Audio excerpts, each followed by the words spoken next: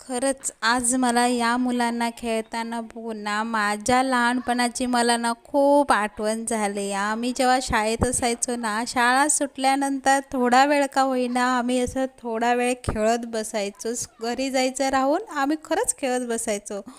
ती मस्त मजा यायची, कारण घरी गेल्यानंतर ते वेगळं असायचं आणि शाळेतल्या फ्रेंड म्हणजे ते वेगळं असायचं.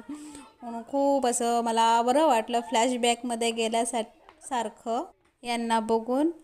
आणि खरंच मला थोडा वेळ अशी ब्लँक झाल्यासाठी झाली होती. त्याच्यानंतर आमचं स्पंदन बाळ उठला आणि म्हणायला लागला, मम्मी मला भूक लागली.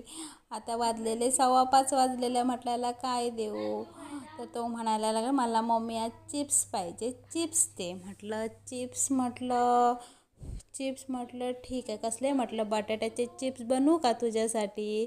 तर म्हणायला नको, मला आज बटाटा चिप्स मम्मी नको आहे, मी थांबा दाखवतो तुला. म्हणून तो गेला. त्याने मला भाजी आणलेली बघितली होती, त्याच्यातून त्याने काढले बनाना.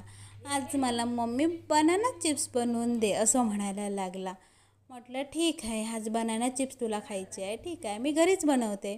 तर म्हटलं तुम्हाला पण दाखवूया आज मी बनाना चिप्स कशी बनवते.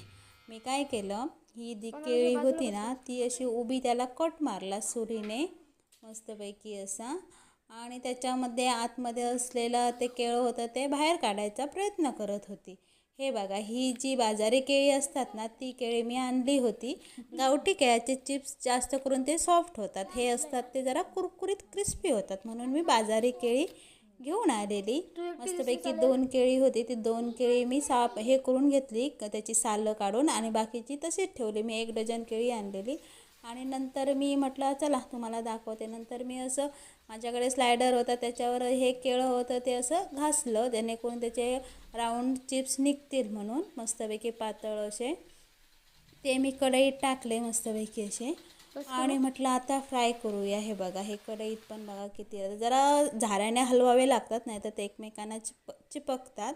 म्हणून हे बघा मस्तपैकी असे हलके फुलके असे झालेले आहेत, एकदम पातळ. त्याच्यात वरून मी मीठ घातलं. हे बघा मस्तपैकी, आणि एवढे क्रिस्पी आणि एवढे कुरकुरीत वाटत होते ना, बघायलाच किती छान वाटत आहेत.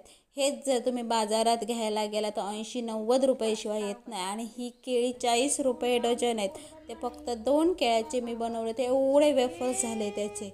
नंतर हा आमचा स्पंदन बाळ खात बसला आहे, आणि हे दुसऱ्यांदाचे परत चिप्स माझ्याकडून करून घेतले. त्याच्यानंतर ह्यानी म्हटले शुभं करोती. तर मला माझा व्हिडिओ आवडला तर लाईक करा आणि शेअर करा. बघा कसे म्हणतात ते. आणि नंतर हे बसले अभ्यासाला. आजच्या पुरती एवढंच. थँक्यू.